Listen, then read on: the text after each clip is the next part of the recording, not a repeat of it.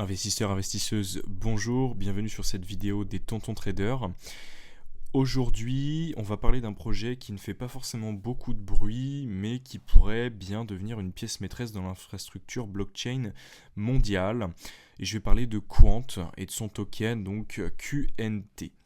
Alors si tu veux comprendre comment les blockchains comme Ethereum, Bitcoin ou même les réseaux bancaires privés peuvent fonctionner ensemble sans frictionner, sans risque de hacking et sans, on va dire, réinventer le papier, alors restez bien jusqu'au bout de la vidéo puisqu'on va vraiment rentrer dans le détail de la fondamentale et en deuxième partie avec le tonton Guy, plutôt sur la partie charte et graphique. Alors, c'est quoi Quant? Donc, c'est un projet crypto qui a été lancé donc en 2018 et son objectif, il est simple mais tout de même ambitieux, c'est de permettre à toutes les blockchains de communiquer entre elles. Donc imaginez un monde où le Bitcoin, Ethereum, Ripple, les systèmes bancaires traditionnels, les blockchains privés, tout ça peut s'interconnecter, partager des données, exécuter des transactions ensemble. Aujourd'hui, c'est compliqué techniquement puisque c'est des réseaux natifs et chaque blockchain est isolée avec son propre langage, ses propres règles, etc. Et c'est là que Quant va rentrer en jeu avec la technologie de l'Over Ledger. Donc pour passer le projet rapidement, c'est vraiment la pierre angulaire puisque c'est pas une blockchain, c'est un système d'exploitation blockchain qui vient se placer en fait au-dessus des différentes blockchains existantes pour les relier entre elles sans les modifier. Donc c'est un petit peu comme un traducteur universel qui permet à toutes celles de se comprendre sans avoir à changer de protocole. Donc je vais vous montrer tout de suite un schéma de comment ça fonctionne. Et donc grâce à ça, les développeurs vont en fait créer des API, des applications décentralisées multi-chaînes qui permettent à tout ce beau monde de parler et de se comprendre entre eux. Alors, par rapport au token Quant, donc QNT, on n'est pas dans la spéculation pure et dure, puisqu'en fait, il y a une vraie utilité dans l'écosystème Quant. On essaie vraiment de vous présenter des projets qui ont des forts potentiels d'utilité et pas seulement de spéculation et qui va être un petit peu à la merci des whales.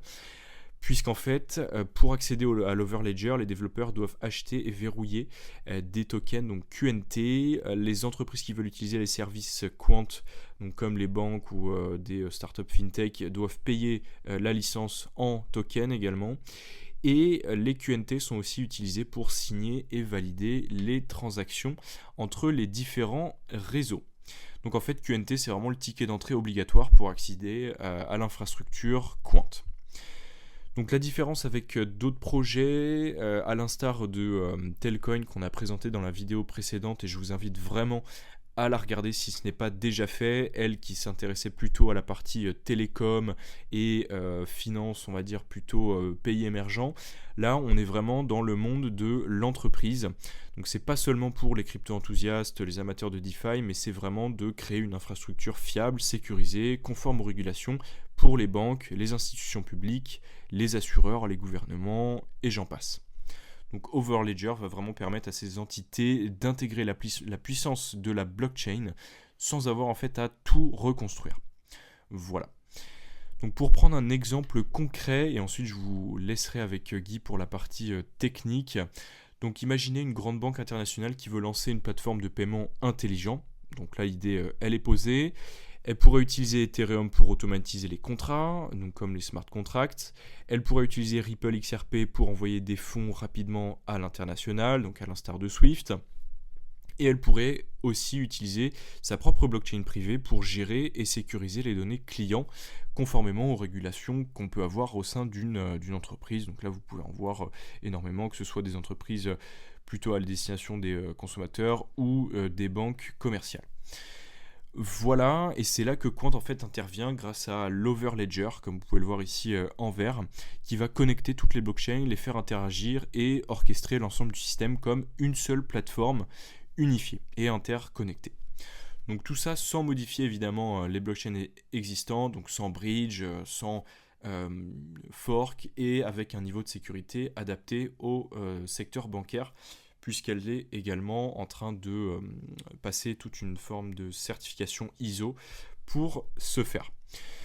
Donc, comme je l'ai dit, c'est un projet discret mais stratégique qui ne cherche pas à remplacer les blockchains, mais qui viennent tout connecter, et ça va être un enjeu fondamental en fait dans le monde de l'interopérabilité. Avant de vous laisser entre de bonnes mains avec l'analyse graphique du tonton Guy, comme à notre habitude, je voulais tout simplement mentionner la partie tokenomics du projet Quant. Comme vous pouvez le voir, on a une total supply qui est à 14 612 493 tokens et on a déjà en circulation 14 544 000 tokens. Donc ça permet tout simplement d'avoir une plus grande visibilité sur l'aspect, on va dire, inflationniste ou déflationniste à mesure que les tokens seraient libérés, puisque étant donné qu'on a déjà atteint ou presque toute la circulation totale prévue pour le projet Quant, ça permet quand même d'être relativement plus confortable dans les mouvements à venir et à attendre plus de stabilité sur cet aspect-là. Voilà, j'espère que l'analyse fondamentale que je viens de vous faire vous a plu. N'hésitez pas en tout cas à laisser vos commentaires sur cette partie-là. Et je vous laisse avec Guy pour les targets. Et quant à moi, je vous dis à la prochaine pour une nouvelle analyse. Ciao. À présent, on se retrouve pour l'analyse de QNT, donc de Quant. On va voir un petit peu qu'est-ce qui nous cache et quels sont les targets qu'on peut avoir sur ce projet. Donc déjà, comme d'habitude, pour commencer, la zone idéale pour recharger Quant était les 60 $. Donc juste ici, la zone des zéros du Fibonacci. On avait également des order blocks. Donc on avait une très belle zone ici de rechargement. On voit qu'à chaque fois quand il allait dans ce zéro du Fibonacci, on a eu tout de suite après une explosion de Quant. Donc là on en a eu une première ici, une seconde plutôt minime ici, la troisième ici et la quatrième juste ici. Donc on voit qu'au niveau du contexte du marché, Quant il a un petit peu de retard. Donc bien sûr une crypto-monnaie dans le domaine de la finance. On voit quand même que comparé à XRP, mettons, qui est aussi une crypto-monnaie dans la finance, on a pas mal de retard pour Quant. Donc on va voir quels sont en fait les targets. Donc moi personnellement, où est-ce que je commencerai à prendre des profits. Donc déjà ce qu'il faut surveiller impérativement, c'est que on a un BPR monthly juste ici, donc une zone pivot. Donc c'est-à-dire que lorsqu'on va atteindre cette zone, on risque à premier abord d'avoir en fait une réaction baissière après avoir atteint cette zone. Donc c'est pour ça que je la mets en tant que zone de profit. On a également un point clé Fibo, juste ici. Donc on a de la confluence dans cette zone pour pouvoir prendre personnellement des premiers profits.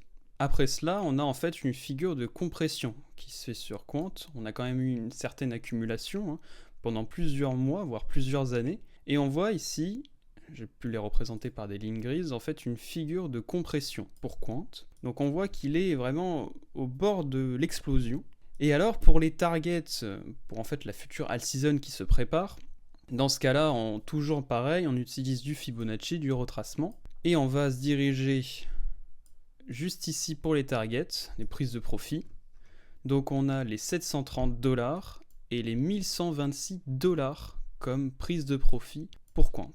Donc à l'heure actuelle, sur la prise de profit la plus haute, bien sûr, c'est facile, le calcul est simple, on vise 1 x 10. Donc moi, voilà, personnellement, voilà, je prendrai dans un premier temps mes profits sur ce BPR monthly, puis après, on laissera tourner jusqu'à arriver à ce retracement de Fibonacci, ces zones clés. Donc toujours pareil, les 1,38,2 et les 1,618. En tout cas, à plus court terme, ce qu'on peut voir, c'est qu'on reste un petit peu bloqué à l'heure actuelle. On a pris et on a fait une réaction sur ce BPR. Donc c'est pour ça qu'on a eu toute cette baisse à plus court terme. Et on voit qu'on commence à quand même entamer une petite hausse du côté de Quant. Donc écoutez, on va surveiller ça bien entendu pour les jours à venir. Mais en tout cas, il y a de la liquidité à aller chercher un petit peu plus haut. On a différents fair value gap juste ici. Là, on a du fair value en daily. Ici, je n'ai pas forcément représenté, mais en tout cas, il y a de la liquidité. Jusqu'ici même, voilà, on a un petit peu chopé de la liquidité sur ce fair value gap daily. Donc voilà, ce sont aussi des objectifs pour Quant, pour l'expansion de Quant à la hausse. Donc écoutez, j'espère que cette analyse vous a plu. Bien entendu, n'hésitez pas à vous abonner, à laisser un like. N'hésitez pas, si vous avez des questions, vous pouvez directement les poster en commentaire. On vous y répondra avec grand plaisir avec Alexis. Et on se retrouve pour une prochaine vidéo à nos côtés.